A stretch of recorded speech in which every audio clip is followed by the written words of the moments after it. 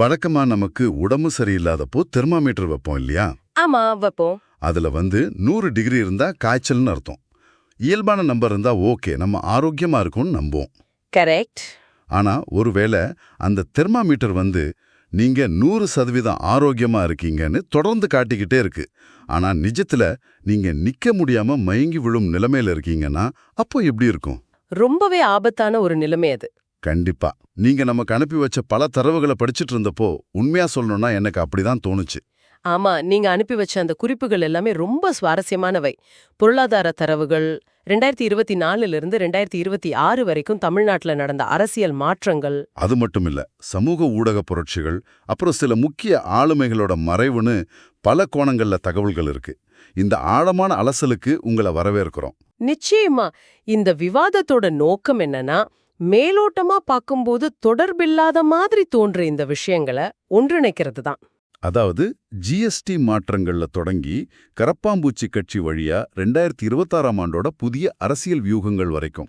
இதையெல்லாம் சேர்த்து வச்சு பார்க்கும்போது தமிழ்நாட்டோட தற்போதைய சமூக, பொருளாதார மற்றும் அரசியல் நிலைமையோட உண்மையான சித்திரம் நமக்கு கிடைக்கும். அதுதான் இன்னைக்கு நம்மளோட பயணம். முதல்ல இந்த பொருளாதார எண்களோட மாயையிலிருந்தே தொடங்குவோம். சரி, ஆரம்பிக்கலாம். புள்ளி விவரங்கள் பாத்தீங்கன்னா நம்ம சமூகம் மிகச் செழிப்பா இருக்கிறதா சொல்லுது. ஆனா தெருக்கள்ல இருக்கிற நிஜம் முற்றிலும் முரண்பாடா இருக்கு இல்லையா? பொருளாதார நிலைமை ரொம்ப பிரமாதமா இருக்குன்னு ஒரு பொதுவான பிம்பம் கட்டமைக்கப்படுது. அந்த முரண்பாடு தான் இந்த ஒட்டுமொத்த பிரச்சனையோட ஆணிவேர். குறிப்பா நுகர்வோர் பொருட்கள் சம்பந்தப்பட்ட சந்தை அபாரமான வளர்ச்சியை சந்திக்கிறதா ஒரு டேட்டா சொல்லுது. கிறிசில் நிறுவனத்தோட மதிப்பீடு தானே? ஆமா, அதேதான். 2025 செப்டம்பர் 22ஆம் தேதி அமலுக்கு வந்த ஜிஎஸ்டி சீரமைப்பு நடவடிக்கைகளுக்கு பிறகு எஃப்எம்சிஜி, அதாவது நுகர்வோர் பொருட்கள், பால், மருந்து உள்ளிட்ட 11 துறைகள்ல வருவாய் வளர்ச்சி 200 அடிப்படை புள்ளிகள் அதிகரிக்கும்னு சொல்லிருக்காங்க. கரெக்ட். 2025-26 நிதி ஆண்டுல எஃப்எம்சிஜி துறை 6-8% வரைக்கும் வளரும்னு கணிச்சிருக்காங்க. எண்களை பார்க்கும்போது மக்கள் நிறைய பொருட்கள் வாங்குறாங்க, பொருளாதாரம் அசுர வளர்ச்சி அடையுதுன்னு தோணும். எல்லாம் நல்லா போகுதுன்னா மக்களோட அன்றாட வாழ்க்கை ஏன் இவ்வளவு சிரமமா இருக்கு? நீங்க கேக்குற இந்த கேள்விதான் இன்றைய பொருளாதாரத்தோட மிகப்பெரிய மாயை. எனக்கு இன்னொரு விஷயமும் புரியல. ஒரு பக்கம் எண்கள் இப்படி சொல்லுது, ஆனா அதே தரவுகள்ல டாலருக்கு நிகரான இந்திய ரூபாயோட மதிப்பு வரலாறு காணாத வகையில சரிஞ்சிருக்குன்னு வந்திருக்கு. ஆமா, $96.33 இருந்து $96.83 வரைக்கும் சரிஞ்சிருக்கு. இது எப்படி சாத்தியம்? ரூபாயோட மதிப்பு இவ்வளவு கடுமையா அதலபாதாளத்துக்கு போகும்போது மக்கள் எப்படி பொருட்களை அதிகமா வாங்குவாங்க? அது ஒரு நல்ல கேள்வி. இந்த 10% எஃப்எம்சிஜி வளர்ச்சிங்கிறது உண்மையான வளர்ச்சி தானா? இத ஒரு வீட்டின் அடித்தளம் ஆட்டம் காணும்போது அதுக்கு புதிய வண்ணம் பூசி அழகு பார்க்குற மாதிரி நான் நினைக்கிறேன். ரொம்ப சரியான ஒப்பீடு. உண்மையா சொல்லணும்னா இது உண்மையான வளர்ச்சி கிடையாது, பணவீக்கத்தால ஏற்படுற மாயான வளர்ச்சி. ஓ, இன்ஃப்ளேஷனரி நாமினல் growthன்னு சொல்வாங்களே, அதானா? எக்ஸாக்ட்லி. மக்கள் முந்தைய ஆண்டை விட அதிகமான பொருட்களை வாங்குறதால இந்த வளர்ச்சி வரல. அப்புறம் எப்படி வந்துச்சு? ரூபாயோட மதிப்பு 96 ரூபாயை தாண்டி சரிஞ்சதால இறக்குமதி செலவுகள் அதிகமாயிடுச்சு. அதனால அன்றாட பொருட்களோட விலை கடுமையா உயர்ந்திருக்கு. ஓஹோ, அதாவது 100 ரூபாய்க்கு வாங்கின பொருளை இப்போ 120 ரூபாய்க்கு வாங்க வேண்டிய கட்டாயம். ஆமா, அதனால மக்கள் தங்கள் கையில இருக்கிற பணத்தை அதிகமா செலவழிக்கிறாங்க. அதனால ஜிஎஸ்டி வருவாயும் நிறுவனங்களோட வருவாயும் எண்கள்ல பெருசா தெரியுது. ஆனா மக்களோட உண்மையான வாங்கும் திறன் குறைஞ்சிடுச்சு. ரூபாயோட வீழ்ச்சி ஒட்டுமொத்த வாங்கும் திறனை எப்படி பாதிக்குதுன்னு இப்ப புரியுது.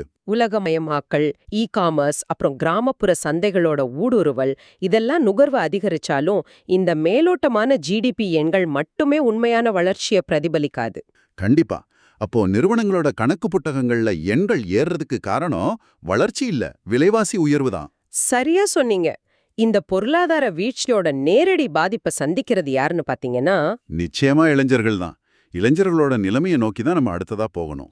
ஆமா, உலக வங்கியோட தரவுப்படி 2025ல 15லிருந்து 24 வயதுக்குட்பட்ட இளைஞர்களோட வேலையின்மை விகிதம் 16% இருக்கு. 16%? இது ரொம்ப பெரிய நம்பராச்சே. ஆமா, ஆனா இதைவிட அதிர்ச்சியான விஷயம் ஒன்னு இருக்கு. என்ன அது? 2026 மே 15ஆம் தேதி நம்ம உச்ச நீதிமன்ற தலைமை நீதிபதி சூரியகாந்த் என்ன சொன்னார் தெரியுமா? வேலையில்லாத இளைஞர்களை பத்தி ஏதோ சர்ச்சையா பேசினாரே. ஆமா, அவங்கள கரப்பான் பூச்சிகள் அப்புறம் ஒட்டுண்ணிகள்னு விமர்சிச்சிருக்காரு.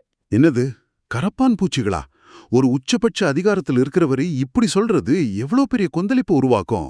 அதுக்கான பதிலடி உடனேவே வந்துச்சு. மே 16ஆம் தேதி 30 வயதான அபிஜித் திப்கே அப்படிங்கிற ஒரு இளைஞர்.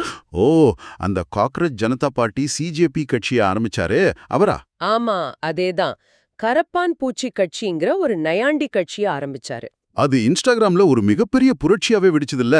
ஆமா, ஆளும் பாஜகவோட 88 லட்சம் பின்தொடர்பவர்களை முறியடிச்சு சிஜேபி 1,30,00,000 தாண்டிடுச்சு. 1,30,00,000? இது நம்பவே முடியாத பெமினாமன். ஆனா பாத்தீங்கன்னா, நேற்றைய தினம், அதாவது மே 21ஆம் தேதி. ஆமா, சிஜேபியோட எக்ஸ்தல கணக்கு, அதாவது ட்விட்டர் கணக்கு இந்தியாவுல முடக்கப்பட்டுச்சு. அது அதிகாரத்தோட அச்சத்தை தான் காட்டுது. வேலையின்மை, கல்வி முறையோட தோல்வி, அப்புறம் நிர்வாக மௌனம். இந்த மூணும் சேரும்போது தான் இந்த மாதிரி நடக்குது.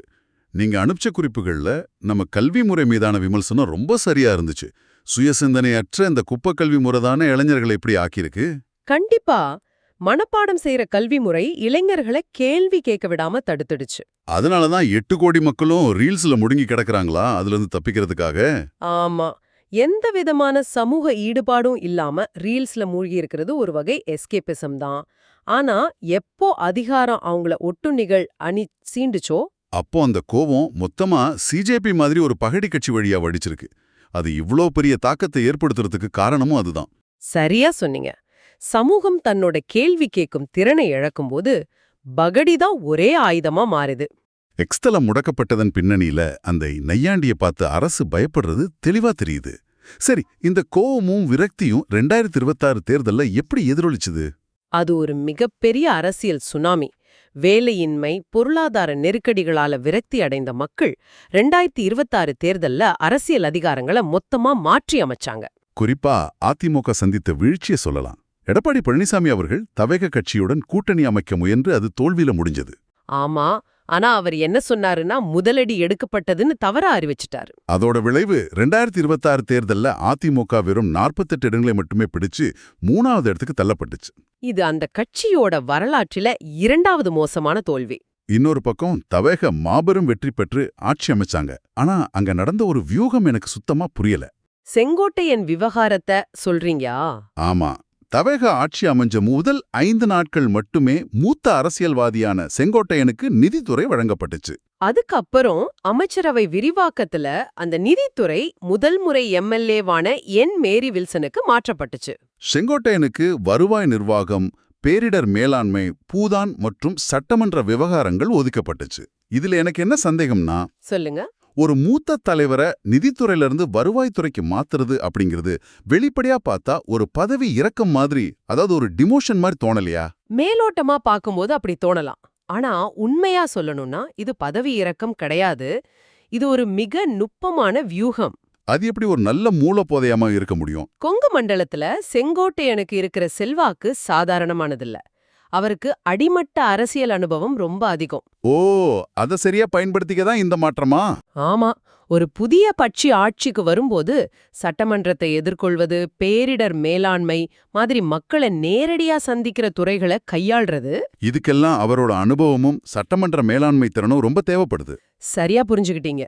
அதே நேரம் நம்ம முன்னாடி பேசின அந்த பொருளாதார நெருக்கடியை சமாளிக்க புதிய நவீன சிந்தனை கொண்ட ஒருத்தர் நிதித்துறைக்கு தேவை. அதனாலதான் முதல் முறை எம்எல்ஏ மேரி வில்சனுக்கு அது கொடுத்திருக்காங்க. ரொம்ப ஆழமான அரசியல் பார்வை இது.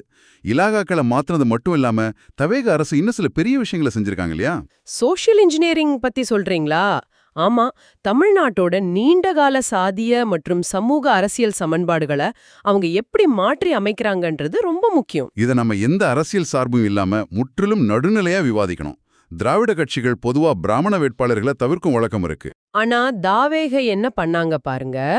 ஸ்ரீரங்கத்துல ரமேஷ், அப்புறம் மயிலாப்பூர்ல பி வெங்கடரமணன்னு 2 பிராமணர்களை நிறுத்தி வெற்றி பெற்றிருக்காங்க. ஆமா, அதுக்காக பிராமண சங்கங்கள் விஜய்க்கு நன்றி கூட தெரிவிச்சிருந்தாங்க. இதுல இன்னொரு சுவாரஸ்யம் என்னன்னா, ஸ்ரீரங்கநாதர் ஆலய ஊர்ல இருந்து வந்த ரமேஷுக்கு HRNCE, அதாவது ஹிந்து சமய அறநிலையத்துறை வழங்கப்பட்டது. ஆனா இதுக்கு திராவிடர் கழக தலைவர் கி வீரமணி கடும் எதிர்ப்பு தெரிவிச்சார் இல்லையா? ஆமா, பதிவு செஞ்சாரு. ஆனா மறுபுறம் பாத்தீங்கன்னா விசிவோட வன்னியரசு அமைச்சரவையில இணைந்து ஆதி திராவிடர் நலத்துறை பெறுவதற்கான வாய்ப்பு உருவாகியிருக்கு.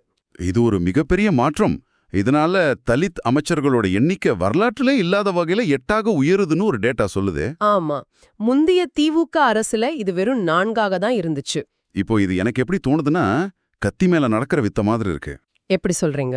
ஒரு புறம் விசிகவின் மூலம் அதிகார பகிர்வு, மறுபுறம் பிராமணர்களுக்கு முக்கியத்துவம் என முற்றிலும் மாறுபட்ட துருவங்களை இணைக்கிறாங்களே, இது சாத்தியமா? இது நிச்சயமா ஒரு சவாலான விஷயம்தான். ஆனா பாரம்பரிய திராவிட அரசியல் மரபுகளை இது எப்படி உடைக்குதுன்னு நீங்க கவனிக்கணும். அதாவது தலித் அரசியல் என்பது வெறுமனே பிரதிநிதித்துவம் அப்படிங்கிற இடத்துல இருந்து அதிகார பகிர்வு அப்படிங்கிற ஒரு நிலையை எட்டியிருக்கு. அதே நேரத்துல பிராமண சமுதாயத்தோட நம்பிக்கையை பெறும் முயற்சிகளையும் அவங்க முன்னெடுக்கிறாங்க. இது தமிழ்நாட்டு அரசியல்ல ஒரு புதிய அத்தியாயமா இருக்கலாம். அரசியல் அதிகாரத்தோட உச்சங்களை பத்தி ரொம்ப ஆழமா பேசிட்டோம். ஆமா, இப்போ அந்த அதிகார அமைப்புகள்ல மௌனமா சரித்திரம் படைச்சிட்டு அமைதியா விடைபெறும் மனிதர்களை பத்தி நம்ம பேசணும். கண்டிப்பா. நேற்றைய தினம், அதாவது மே 21ஆம் தேதி 2026ல உடல்நலக் குறைவால் காலமான 82 வயதான சிசிலி அவர்களை பத்தி நம்ம பேசணும். 1973ல காவல்துறையில இணைந்த தமிழ்நாட்டோட முதல் பெண் காவலர் அவங்க. ஆனா அவங்கள பத்தின தகவல்கள்ல எவ்வளவு குழப்பங்கள் இருக்கு பாத்தீங்களா? ஆமா, சமூக ஊடகங்கள்ல நிறைய புரிதல் பிழைகள் நடக்குது.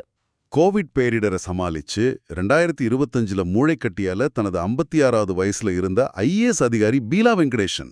அப்புறம் 1976 ஐபிஎஸ் பேட்ச் சேர்ந்த 2010ல தமிழ்நாட்டோட முதல் பெண் டிஜிபியான லெட்டிகா சரண். இவங்க கூட சிசிலிய குழப்பிக்கிறாங்க. அது மட்டும் இல்ல, முன்னாள் எம்எல்ஏவும் திமுக செய்தி தொடர்பாளருமான கோவை செல்வராஜ் நவம்பர் 2024ல திருப்பதியில மகனோட திருமணத்தின் போது மாரடைப்பால திடீர்னு மரணம் அடைந்தார் இல்லையா? ஆமா. முன்னாள் அதிமுக அமைச்சர் தனபால் குறித்தும் போதுமான தரவுகள் இல்ல. ஆனா சிசிலி மாதிரி ஒரு முன்னோடி பெண்ணோட மரணம் சமூகத்துல ஒரு பெரிய பேசு பொருளாம போனது ஆச்சரியமா இருக்கு. இது ரொம்ப கசப்பான உண்மை. நமது சமூகம் ஹீரோக்களை எங்கே தேடுது அப்படிங்கிற கேள்வி இது எழுப்புதே. ஏன்னா நம்ம சமூகம் சினிமா பிம்பங்கள்லயும் நிலையற்ற அரசியல் செய்திகள்லயும் மூழ்கி கிடக்குது. அதனால தன்னோட உண்மையான முன்னோடிகளை ரொம்ப சுலபமா மறந்துருது. ஆனா சிசிலி போன்றவர்களை பற்றிய தேடல் கேட்பவராகிய உங்களோட அறிவுபூர்வமான மற்றும் முதிர்ச்சியான பார்வையை காட்டுது. இதை நான் உண்மையிலேயே பாராட்டுறேன். நன்றி. இன்னைக்கு நம்ம நிறைய விஷயங்களை விவாதிச்சிருக்கோம். ஆமா, எஃப்எம்சிஜி எண்களோட மாயை மற்றும் ரூபாயோட வீழ்ச்சியில தொடங்கி இளைஞர்களோட வேலையின்மை, எக்ஸ் தளம் முடக்கப்பட்ட கரப்பான் பூச்சி கட்சியோட எழுச்சி, அப்புறம் தவைகவோட புதிய சமூக பொறியியல் வியூகங்கள் மற்றும் முதல் பெண் காவலர் சிசிலியோட அமைதியான விடைபெறுதல், இது எல்லாமே எப்படி ஒன்றோடொன்று இணைஞ்சிருக்குன்னு ரொம்ப தெளிவா பார்த்தோம். இந்த தரவுகள் எல்லாம் தனித்தனி செய்திகள் கிடையாது. இது ஒட்டுமொத்த சமூகத்தோட பிரதிபலிப்பு. சரியா சொன்னீங்க. இன்றைய விவாதத்தோட முடிவுல உங்களுக்கான ஒரு கேள்வி. சொல்லுங்க. டாலருக்கு நிகரான ரூபாய் மதிப்பு 96 ரூபாய் 83 காசுகளா சரிஞ்சிருக்கும் போதும் 16% இளைஞர்கள் வேலை இல்லாம தவிக்கும் போதும் உண்மையான வளர்ச்சி என்பது ஜிடிபி எண்கள்ல இருக்கிறதா? அல்லது 8 கோடி மக்கள் ரீல்ஸ்ல மூழ்கி கிடக்கிறத தவிர்த்துட்டு இன்னைக்கு நீங்க செஞ்சது போல தகவல்களை தேடி சிந்தித்து அரசையும் சமூகத்தையும் நோக்கி சரியான கேள்விகளை எழுப்பத் தொடங்கும் அந்த புள்ளியில் ஆரம்பிக்கிறதா? சிந்தியுங்கள்.